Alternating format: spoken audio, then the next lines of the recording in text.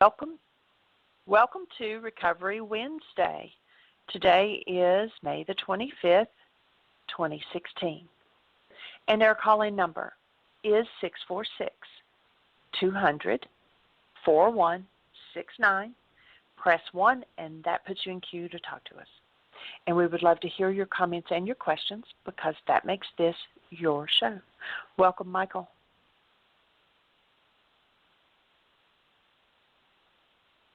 Thank you, dear heart, and welcome, everybody. We're honored that you're with us once again today to inquire about the internal process of healing as taught in the first century Aramaic and as brought forward through the first century studies of the work of Yeshua by the 12 step groups. And there's so many solutions, or pardon me, I should say pseudo-solutions for a person who is in pain and resolves their pain, or pardon me, attempts to resolve their pain through some form of addictive process. And so, behaviors are prompted from, for most people, unconscious dynamics. And all addiction has a tendency to keep us unconscious. And when we stay in that unconscious state, the behavior prompts simply sneak in and take over, and one, without any awareness at all, continues with the behaviors that the last time they became conscious of them, they were in such remorse, having awakened from the stupor of their drug, whatever the drug was. There's remorse. Everybody's quite familiar with the remorse that the alcoholic feels after they wake up and realize what they've done. Finding out, in that blackout they did, whatever crazy things, and they're like, "Oh, I am so sorry. I will never do that again."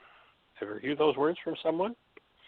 And then they go on their way if they don't have any tools, if they don't have any support, which is what the 12-step work is about, which is what our being here is about, is to support people.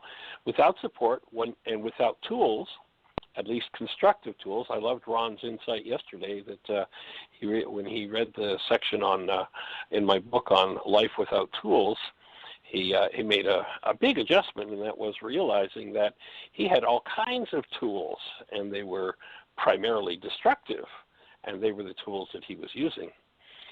So if one doesn't have constructive tools with which to unload the behavior prompts and the emotions behind the behaviors that are destructive, one can have all the remorse in the world, and that much remorse will guarantee that much more surely that someone's going to do that behavior when the stress is up and the chips are down and the anesthetic is being used.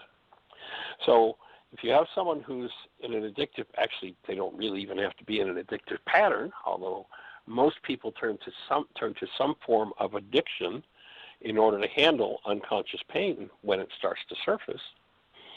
So if the person who says, I feel so badly, I will never do that again, doesn't acquire constructive tools with which to remove the energetic dynamics, the thoughts and the feelings under the behaviors, and the behavior prompts themselves, then the next time they're back in that kind of stress and utilizing that sort of addictive behavior, then they're going to go right back and do exactly the same behavior. It's not going to stop. So if you found yourself in that place of remorse over something, you've got to do something to access what drove you to that behavior in order to be free of it. Otherwise, next time the stress is up and the chips are down, it's going to come back. There are several pseudo-solutions that the addictive mind uses to manage stress.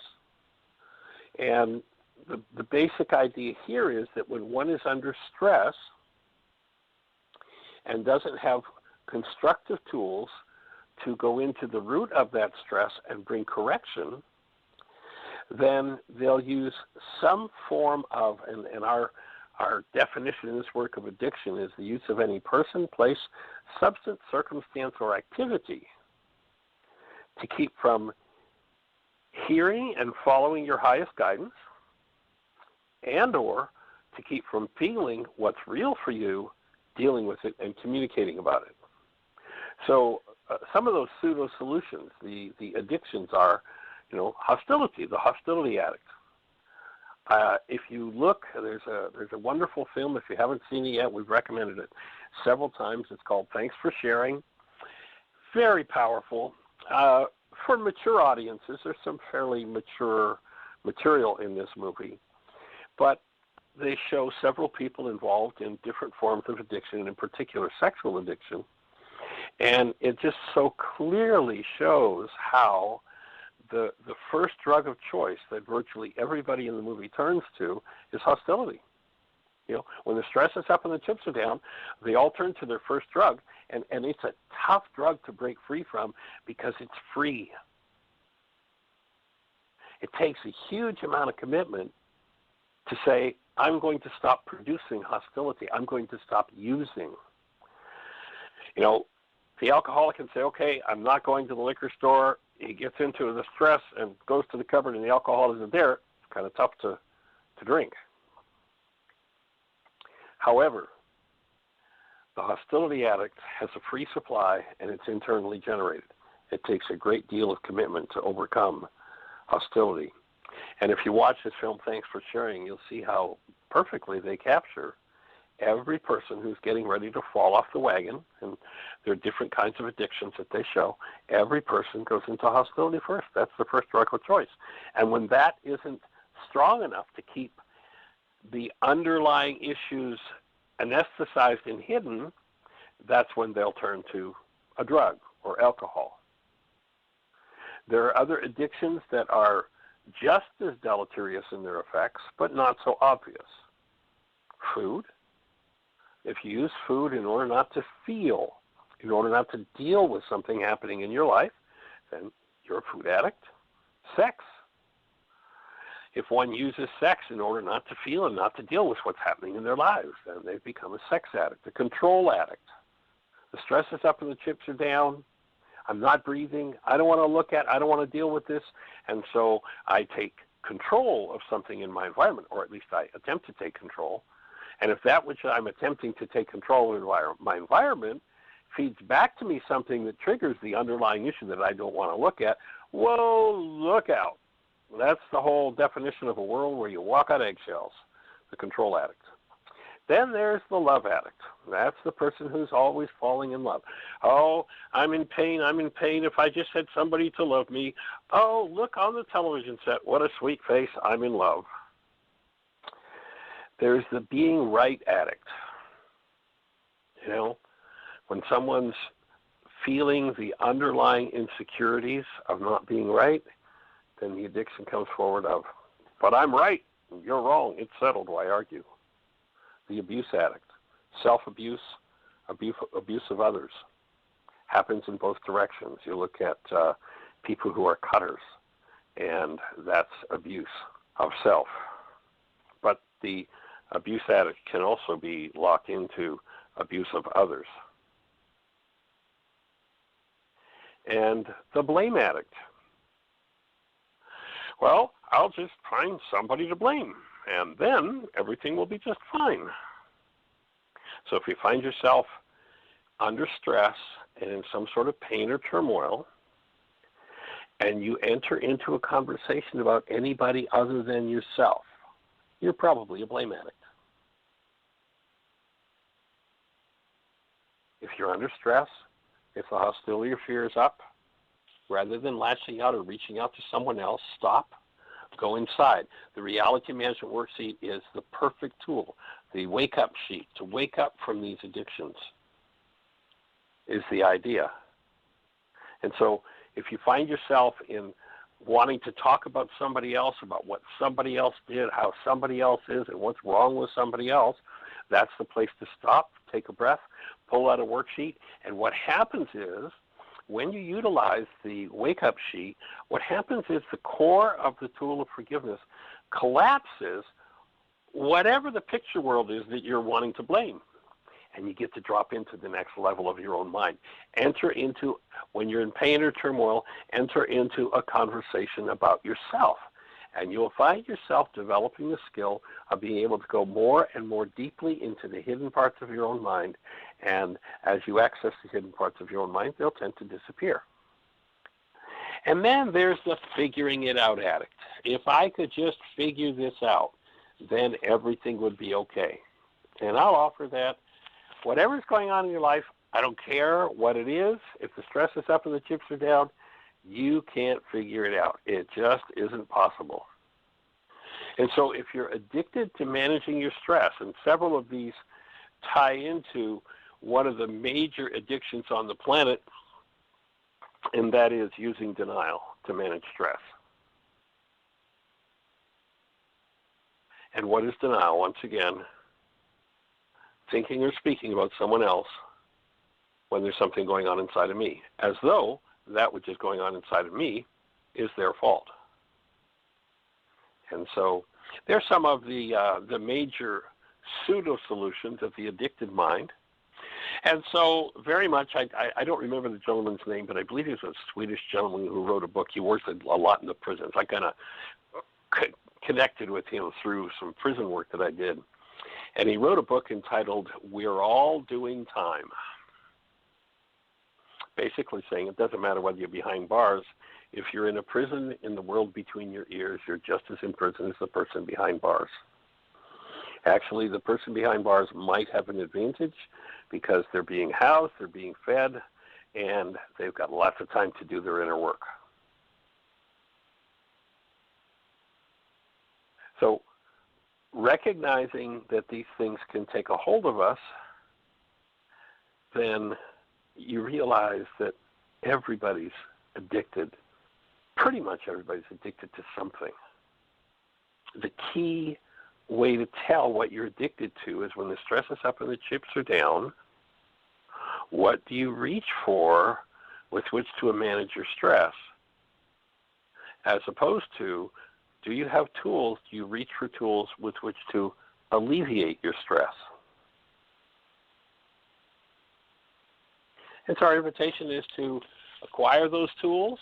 We have a whole set of them on our website. There's a section that Jeanie has created for people who are taking the approach of the 12-step work and tying in with the forgiveness process.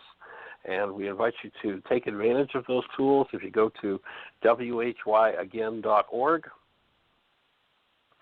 if you scroll down the page a little bit, you'll see a red and white bullseye. Click on that bullseye. It'll give you the whole story. There are several links that will walk you right through the whole forgiveness process. And, of course, we're here 5 days a week, an hour a day to have a conversation with you and to support you. And I appreciate everybody who comes to play and becomes part of the process. Dr. Tim, are you with us today, and how do you be, sir? How did the support group go last night? I'm here, and I think it went swimmingly well. We did the first full hour of Introduction to A Course in Miracles with Advanced Understanding. And, of course, that every time we show that, it stimulates plenty of conversation about what is this thing we call reality and how our perception is at one and the same time keeping us in touch with our environment and separating us from it, and trying to help people understand the concept that perception is meant as an attack on God, and then fielding questions. There were so many questions. There weren't many people in the group. There were only 5 of us, but 5 people plus me, and then a couple of people showed up later in the discussion. But the discussion was so lively that it took the whole time, and we didn't do any actual worksheets. We just tried to answer people's questions about helping them wrap their mind around being and observing rather than trying to do to get rid of emotional discomfort or negative thoughts, and how to begin to use words to usher people into an experience that's more calm, focused, observing, allowing, and loving, rather than tense and angry and trying to force things to be different. So it was another wonderful group. It's always a challenge to try to come up with words and agree on words, and at the same time understand that even though we're saying we agree on the meaning of a word, each of us in the room who is hearing it may have a completely different experience of what that means. And so we want to be careful that we're using the tools in a practical sense to improve our experience in life, rather than just trying to accumulate knowledge that says, well, now I know this and now I know that, and so I'm right, and that's all that needs to be said. So that's as you know, that's a very challenging video, because it starts out trying to help people understand, or at least begin to ask the question, what if all of my perception is limited perception, and what if all of my pain comes from limited perception, my emotional pain? What were you going to say, Michael?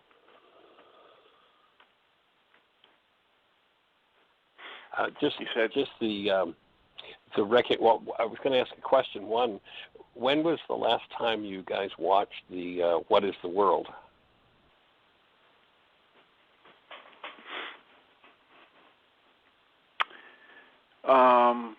I mean, have you watched it recently?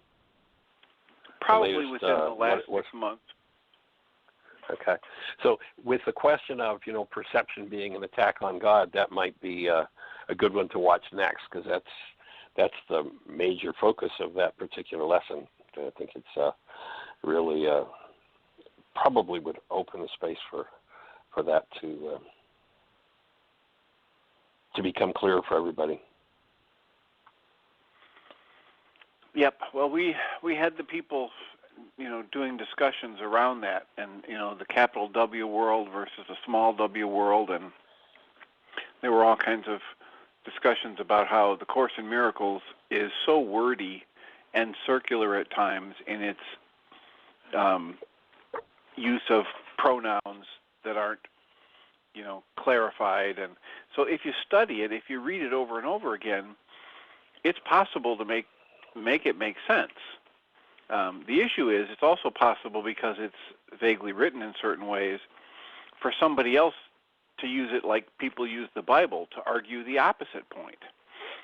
And, we were talking about how when we find somebody like the Michael Ryce videos, or there's a collection of quotes from Course in Miracles that I forget the name of it right now, but somebody mentioned, and I've seen that one before. When it's done and people distill meanings from a paragraph or a lesson, and they make it make sense with all the pronouns lined up the right way, and it's in line with the loving message of the whole rest of the book, then I resonate with that.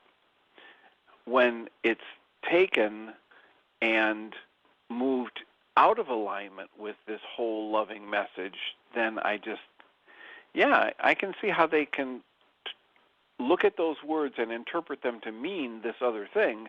But if it doesn't line up with the whole message, it's like what you were talking about, the way you interpreted the Khabouris manuscript, was everybody went off and did their own definitions, and they brought them back, but they had to be, number one, a consensus among the translators, and number two, completely coherent with all of the other loving message from everything else that had been translated. So that was all part of the discussion last night. Cool. There's a great line in the Course that says, a universal theology is impossible. In other words, nobody's ever going to come together around the words and get it and understand it, because, as you say, everybody's got different meanings for the words. And so a universal theology, absolutely impossible. That's why the first thing I do when I get up in front of a Course in Miracles group, in letters as big as I can write on the board, I say, don't study A Course in Miracles. And everybody kind of gets all wiggly and wiry, and it's like, what do you mean? That's what we're a Course in Miracles study group. Well, stop studying the Course and learn forgiveness. Because as you, and this is the genius of what Yeshua put together 2,000 years ago and repeated in the Course, is if you collapse the mind often enough, consistently enough, persistently enough, you will have an experience. And everybody will have the same experience. Now, they'll come back out of the experience. They'll have different words for it. They'll talk about it differently, and, we're back into the world of words. But if one can have that direct experience of the truth of who they are and the truth of who others are, that just shifts everything in the world of words. But it is never going to come. I'm on a couple of different message boards of the Course, and the discussions and the convoluted, what the Course says, this, and this, and I keep interjecting, yeah, but have you done any forgiveness around it? Well, one person actually texted back to me or wrote back to me on this message board and said, let's see, what were the words, that you want me to do that useless old practice of forgiveness? This is someone who's an advocate of A Course in Miracles. It's like, well, okay, I understand that you don't understand what forgiveness is, so you can't do it. So now you're mentally masturbating with words and trying to figure it out and trying to make it sound good and look good. And you're using all the right words, but you notice behind it there's that little twinge of accusation of that other person on the board, and you're telling them what's wrong with them. And it just goes on and on and on. And trying to do it with words. And, it's like, God, we've got, 32,000 different sects of Christianity, all from the same book, all from the same guy. And, of course, if we've got 7 billion people on the planet practicing a particular so-called religion, there'll be 7 billion different religions because everybody's got different brain cells for it. But, again, to me, the genius of collapse, collapse, collapse, collapse. Forgive collapses the mind. Forgive collapses. And you start to walk into an experience, and that just changes everything. So it's pretty sweet tool to have. And, of course, if one has turned to some sort of an addiction and they do that work of forgiveness, of collapsing the pained perception that they have, as that perception begins to dissolve via the presence of love, then what my experience is that people just give up their addictive patterns, whatever they are. Whatever the addiction's about, they drop it. And, I've seen people over the years who, alcohol is their daily friend, and they just come to the point after doing forgiveness work for a while where it's just like, I don't even want to pour it in the glass anymore. I just can't be bothered with it. And I think because they're experiencing the deleterious effect of it rather than the pain-relieving effect of it as an anesthetic. And so we invite everybody to really make a focal point of your daily practice of washing your mind. It's just like, nobody would think about going a week without washing their bodies. But they go weeks, months, and years without even a bar of soap for the mind, with no clue that the mind can be washed. The brain, the mind, the function of the content of the mind with its hostility and fear-based information with forgiveness is cleansed, is cleaned. The garbage is moved out. And then, this body-mind unit becomes a fit space for the true being that we are to show up. And my experience over the years of people who are locked into alcohol and drugs is that they are so sensitive and they came into the world where there was nowhere for them to land. And the pain that developed out of that is the driver for the addiction. And forgiveness addresses the underlying and unconscious pain, begins its dissolution as it dissolves. The draw to the addictive substance is nil. So that's what we're here to support. And, Jeanie, do we have anybody in the chat room with a hand up or anybody in the phone queue? Chat room with a message and the phone queue with a hand up. Pardon me, we'll turn that around. I knew what you meant.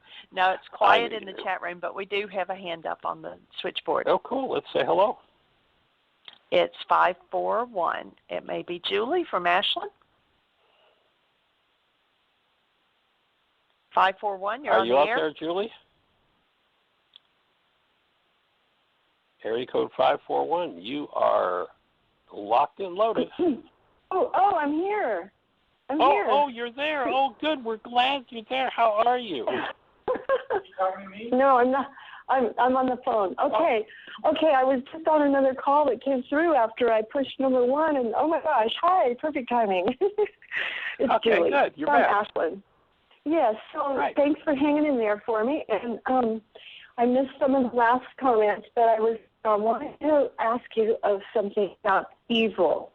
And in the context of today's subject and theme of recovery and addiction, I heard you talking about, I'm thinking that my addictions are all stemming from my imagined fear, my fear of an imagined evil, that there is the evil in the world, that there is a evil, and there are those who are evil and practice it. And this came up in a conversation last night in a group talking about who to vote for and the whole classic cliche of voting for the lesser of two evils. So I was basically saying hold the light and the love and the truth of who you are and vote from your conscience. And don't worry about the strategy of having to vote for the one that's the least bad.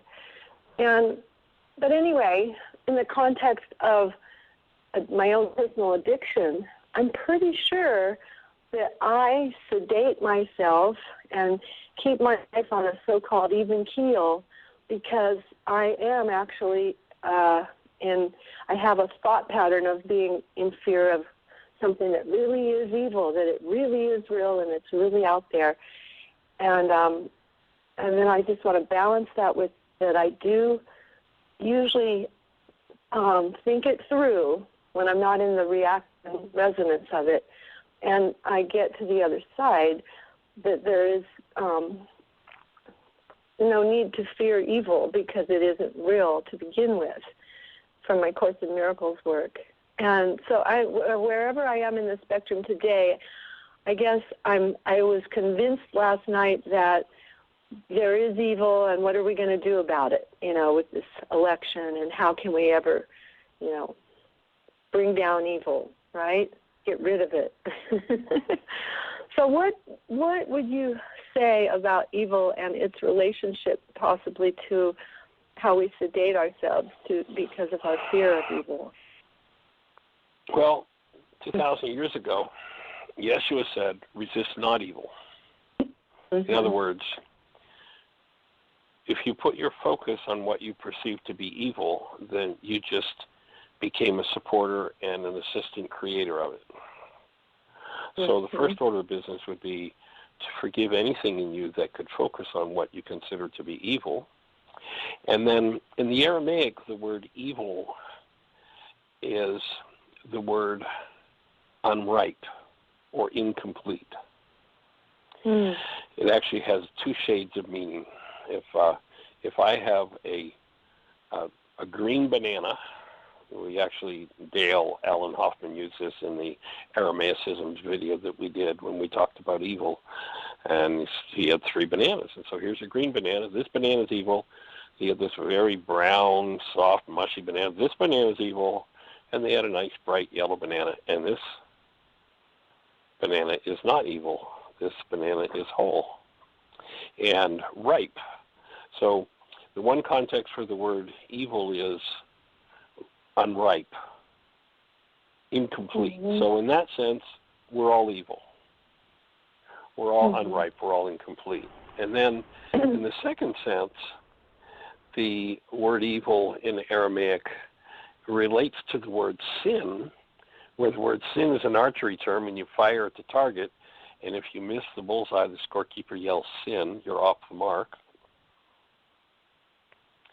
And if you miss the target altogether, then the word evil would be used to describe missing the target altogether. So it's an energetic dynamic of being either on target in support of human life or off target in support of human life. And there's certainly lots of off-target stuff that's happened on the planet and going on the planet when it comes to supporting human life. When you recognize that it's an absence of perfection or completion, it's an absence of the light. When the Course is talking about it doesn't exist, what it's meaning is it is not a positive presence, like something that has substance of its own. You know, nobody has ever created a flash dark. That you push this little button and all the light goes out because you have a flash dark. Denial. Denial would be a flash dark. I'm just kidding. Well, denial is a way of dissociating different topic. But nobody has created, you know, here we are sitting in the room together. I have this little device in my hand. I push the button and it's a flash dark and all the light goes out because the light is a positive presence. When you remove that presence, then the room is dark. It's an absence. It's not a positive presence. If I get lost in the energy that's off the mark that I call evil, the energy that's off target, then I join in voiding the presence of light. If I do my own work, then I come forward and I presence the light. Instead of resisting what actually is a negation, I presence light. And when enough people, instead of being tricked by that which is not supporting human life, come forward in support of human life, then when that hits critical mass, then that's what's going to take over the direction of the energy system, and the shift is going to change. And there has been so much darkness on the planet. There has been so much insanity go down, so much of a lack of the presence of love, and the experiences and the pain and the trauma of that, I'd offer, is stored in the genetics of so many people that who wants to go there and who wants to clean up that mess? Let's just have a drink. Then we won't have to feel. Our invitation is, yes, we all have that, the pain from the absence of that which supports human life. We all have that within us from our family systems and from generations and generations and generations of incalculable insanity. The question becomes, now we can sit around, of course, and debate the darkness until the cows come home, or we can be the presence of light, the presence of love. So the focus of this work is I become responsible for any darkness in me, and I forgive it. As Carl Jung says, we do not become enlightened by imagining figures of light. We become enlightened by bringing our darkness to the light. So when I bring my darkness, my hate, my anger, my grief, my rage, my fear, my pain, my drama, my trauma, I talk about me, I work through my issues rather than every time something like that moves in me, I look at somebody else and puke on them. When I am able to address that which is mine, then I can become a presence rather than an absence in darkness. And as enough people wake up as a presence, then there's got to be a shift in the energy. And, you know, the pain and the trauma that so many people have experienced without the constructive tools for working through it has become so prevalent, and the media is so well refined to put energy forward that if we buy it, it goes into our energy systems, that it takes a big commitment to keep working to clean the mind, the genes of their past perceptions of darkness. And that's exactly. the work. That's Yeah. the work. So each individual that says, so okay, instead of a fifth of scotch, I'm going to put the fifth of scotch down, and I'm going to be with this pain in myself. And then, as I take the tools, constructively working through the pain and delete the pain, do I still feel like I want the fifth of scotch? Guess what? I'm not going to want the fifth of scotch at that moment. And so by doing one's inner work, one frees themselves from the inclination toward addiction, and they become a powerful, positive presence where there is darkness. So, is there a scripture that says, I think you said it, I will resist no evil, or I will fear no evil? Well, yes, in other words, says, no. Well, I think there's a line there, something like, I will fear no evil, for I am the meanest SOB in the valley, or something like that. No, just kidding. No, because I know that if you look at that passage, fear not evil, for there is a power in you that is always with you, that if you're not tricked by the darkness, that you presence the light, then you dissolve the darkness. You free yourself of it. And Yeshua says, resist not evil. In other words, what you think is off the mark, instead of fighting against it, that doesn't mean don't expose it. That doesn't mean don't hold it accountable. That does mean don't play with it. I think personally that in the ballot box, every ballot should have a binding option that people can vote for, and that is none of the above. And if none of the above wins, then every candidate that's been involved has to excuse themselves from the process, and it has to start over. That would eliminate this lesser of two evils game. Yeah, that's a great idea. I think a lot of people have thought of that, and so that's a good one to implement. We need to do that. Yes, it would work. It would work. It would. Well, thank you so much for that. And so if I don't give my willingness to fearing evil, then I have my willingness available for something else to design. Precisely. Yeah. Okay, I really and I'm going to there's the old Middle Eastern adage that says, trust in Allah and tie your camel. You don't go to the darkest, dingiest, most violent part of town and sit there and, sing hymns to people and expect that everything's going to turn out all right, because chances are it's not going to turn out all right. It's not going to work so well. So you trust in the truth and the principles and the tools that you have and use them, and you don't go walking out and putting your head on the chopping block.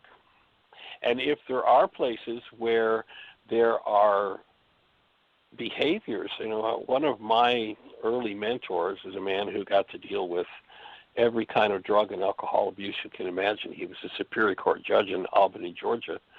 He was the next thing to a saint. He was just amazing. His name was Judge Asa D. Kelly.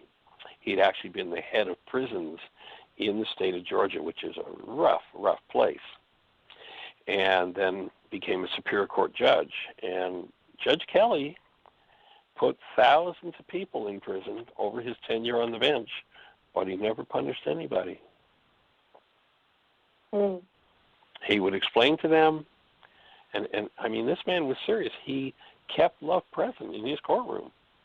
And somebody came before him that had committed some heinous crime, and in Albany, Georgia, there's some pretty heinous crimes go down. And he'd basically say, I love you like a brother, and your community, these are the words he would use. Your community took up a collection to build a building with bars to put people in that aren't safe in the community. And I love my community, and therefore, you not being safe in this community, I'm going to put you behind bars. And if you want to heal, I will create a path for you to heal. And it was actually Judge Kelly's request that ended up creating, or having us create, the Laws of Living course. That's where Laws of Living came from, was a request from Superior Court judges like, we want something remedial for these people that, all we know how to do is lock them up, and we lock them up for so long, they're out in the street for so long, and then they're back in, and then we lock them up, and they're out in the street, and then they're back in. We need something to repair that, and we cut recidivism by over 90% in his jails. Sheriff didn't like it. Sheriff didn't like it at all, because the sheriff was out of business. But don't expect criminal justice anytime soon to be wanted rid of criminality, because it's its bread and butter. What if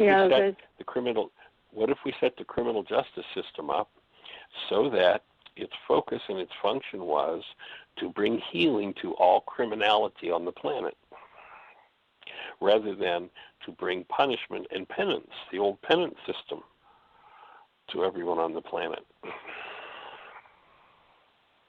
Be a different game. So the bananas analogy, both of the brown and the green bananas are not ripe. They're evil. And so correct. an addiction would be to still try to follow the rotten banana or the green banana, conflicting goals and the way it used to be and the way I want it to be, and rather than wait for the ripeness. And so when we're willing to let go of all the resonances of evil inside us, then we might be in a state of neutral instead of the next addiction or the next, what should I do about it, right? And so if we wait for the ripeness, we'll be guided and shown, by the light. Go ahead. You will be the space of conscious, active, present love. That's what you will be. And, here's the beauty of it. You go back to the creation story where we hear about all these things being created, and it says God said that it was good, and God said that it was good, and God said that it was good. That's the label given to everything. That word good in the Aramaic is not good as in good and bad, but rather that it was in its proper place, in its perfect time. So our most painful experiences are good, because when an experience occurs that resonates pain in us, if we've got the tools and the awareness, we recognize, I have some pain to work through here. Thank you for this being in its proper place. This, what yesterday my mind would have said was a terrible experience. Thank you, life, for delivering that experience to me. I can see now that it was in its proper time. You look back at so many experiences that you've had that at the time they were happening were absolutely terrible, and today you look at them and go, wow, that was one of the best things that ever happened to me. Well, it was the best thing that ever happened to me when it happened. Why didn't I see it? Because my perception was feeding me something that wasn't ripe, something that wasn't seeing the ripeness of this experience. And therefore, I had to wait maybe a year or 2 or 5 or 10 to receive the gift of that experience. Okay. Thank you, Michael. That's really valuable. I'm going to re-listen to this. And I also loved Monday's discussion from the Course in Miracles. So I just keep it coming. I love it. Thank you. That's the plan. We're on it. All right. Okay, I'll give love and blessings. Yes, love and blessings to you too. Bye. All right, take care. Bye-bye. So our calling number, if you're on a station where we can't see you in our control panel, and or you're in the chat room and you want to talk to us, calling number is 646-200-4169. If you push 1, and you're in the phone queue, that'll put a hand up, and Jeanie will know you want to talk to us. Sweetheart, do you have any callers or anything happening in the chat room to be aware of? No hands up. Now, if anybody who is one of our regular people that talks to us during Recovery Wednesday, press 1. Look, we just had 2 hands go up. Fabulous. Let's go for it. The first one is area code 808. You're on the air. Hi. This is Roma Carlisle. Michael, you knew me. Well, hey there, young lady. Yeah, 20 years ago. Goodness. Yeah. Gene, we were just living sitting working. We were just sitting working on the database this morning, and you ran across my mind, and I was wondering, where is Roma these days? The last time I saw you, you'd just gone through some sort of an initiation process, but this is about maybe 50 minutes ago. So delighted you're here. Well, I don't know thank whether you. I heard you coming or you heard me mentioning it, but somewhere the vibration occurred because it has been a long time. Well, I got on your Welcome. website yesterday, so you may have picked up on it just intuitively. Cool. Yeah. So how are you? I'm What's glad exciting? I'm glad you have this radio program so that we can tune in and connect every now and then. So am I. Uh-huh. So how are you? Where are you? Give me a quick thumbnail. I'm in Maui, Hawaii. Oh, I've nice. been here since you 2009. Yeah. Uh-huh. Nice. And I spent 2.5 years in India in the ashram of an enlightened master, and then I moved here. And awesome. yeah. So, life still happens. And Saturday I offered, a friend of mine has this woman who was born in Africa who lives here in Maui, has an autistic 15-year-old child, and she is with that child 24/7. She does homeschooling and this and that and the other thing. And she called me on Thursday night last week and said, could you watch after Tulonga for just 3 hours on Saturday? And I said, I'd love to. So it was an interesting experience. The 3 hours went beautifully. In fact, in the phone call that I had the next day with her, she said, he's had a breakthrough. And I said, why? What do you mean? And she said, he talked to me, because I guess autistic children don't talk. He didn't talk much to me, but when he got home, he told his mother everything that we had done. I drove him up the mountain, and we went down to the park, and he was skipping like a 5-year-old. It was so cute. And so we had a lovely time for 2 hours and 57 minutes. And the last 3 minutes of that 3-hour time, we had just eaten lunch out front, and I said, let's go in the house. He's allergic to my cat, so we couldn't spend any of this time in my house. But I knew his mother was coming, so I said, let's go in the house. I picked up the dishes. I was kind of balancing them, hopefully that they wouldn't fall and break. And suddenly the fire alarm went off, and he had gone around the corner and seen this red object, which is designed to attract a human being's attention. And the words, pull here, on the white handle. So, he knows how to read, so he pulled it. Ouch. So it was chaos. It was utter chaos. So that is what I spoke to his mother the next day, and I tried to explain to her that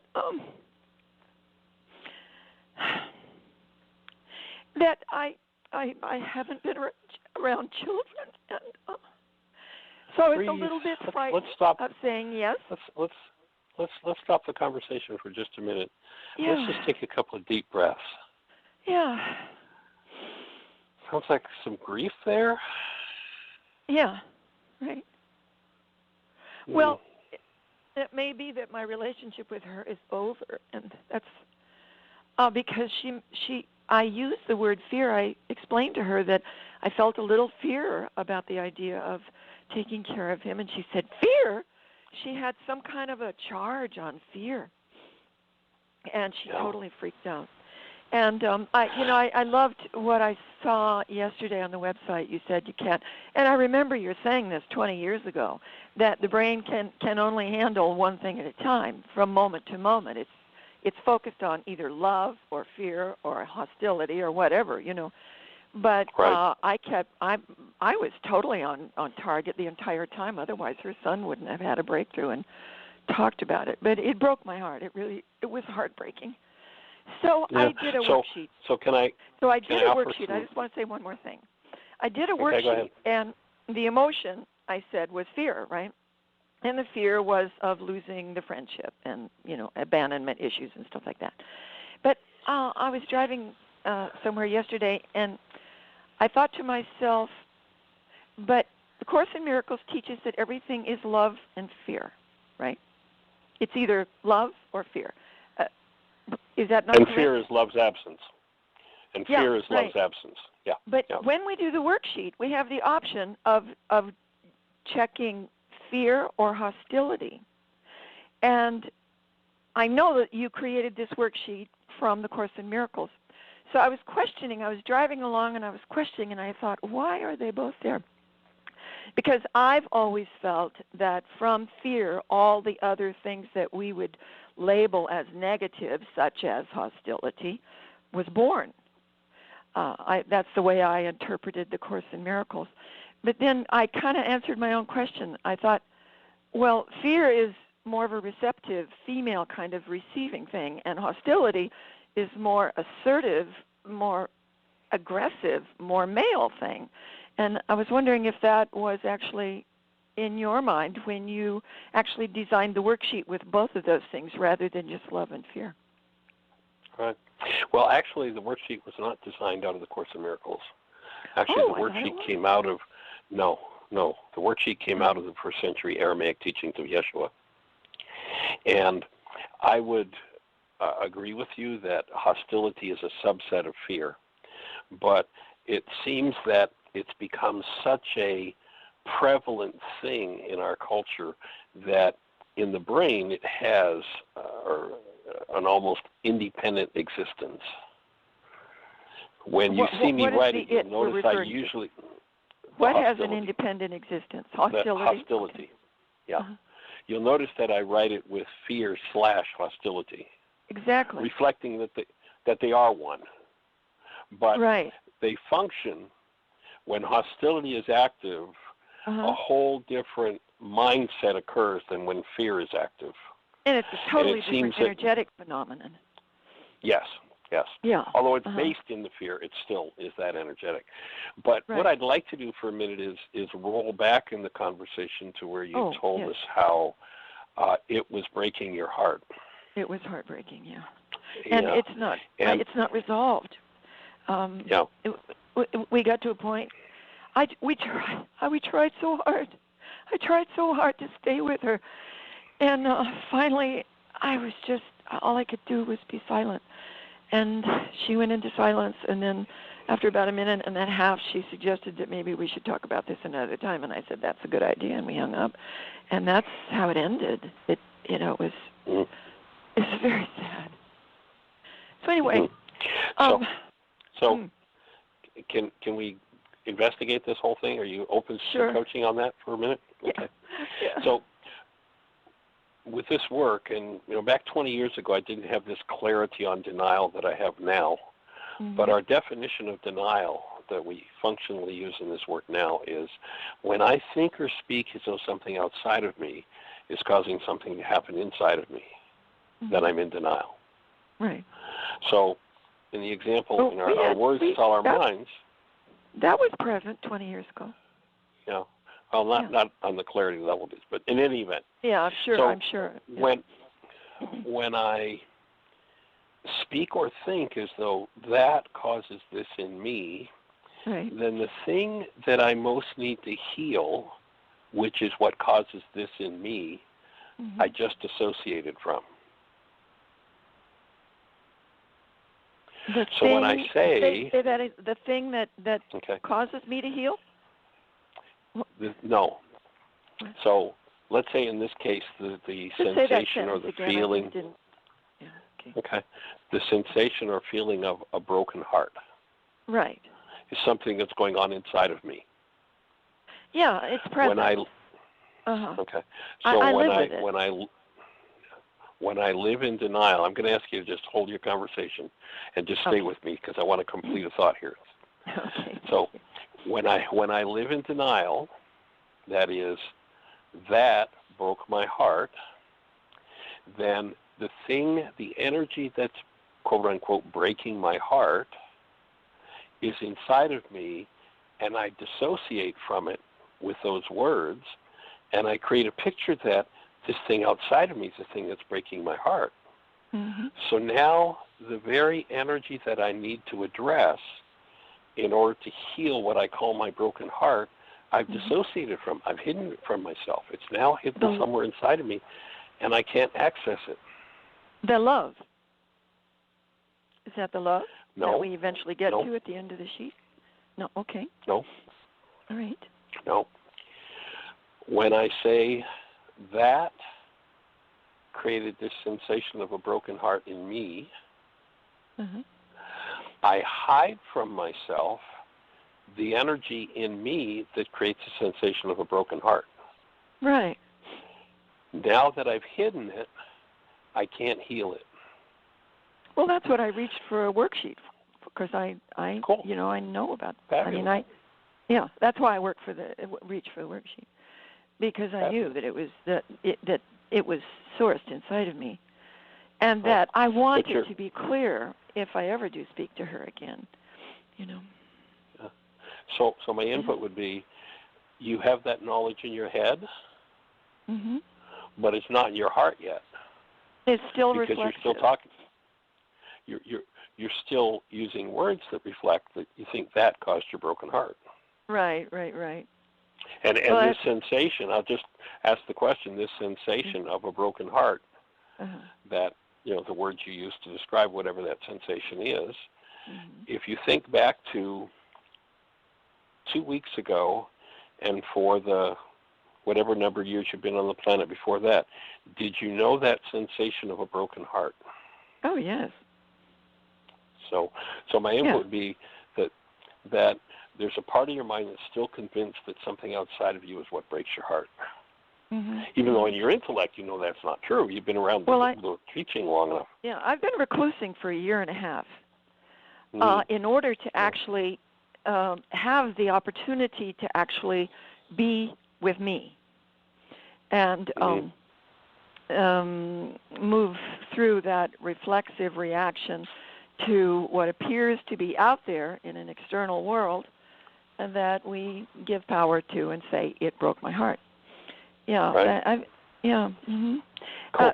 Okay. Well, I'm going to complete that because I've got one other piece of information I'd like to pass on, and we've only got about a minute left. So I'm going to just quickly throw out another thought, and we can, if you want to, it'd be wonderful to continue this conversation tomorrow, so we could carry. But in case we don't get to do that, I want to throw out another thought, and that would be that remember that a person who has an autistic child has probably been so dissed and pushed away and treated less than kindly than any of us can even start to imagine.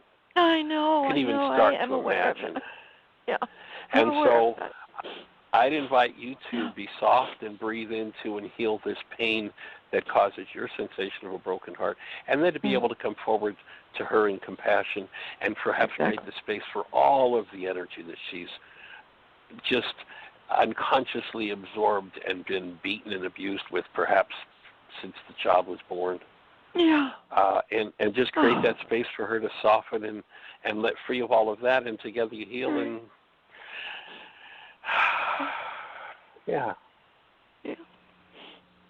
all of that, and together you heal and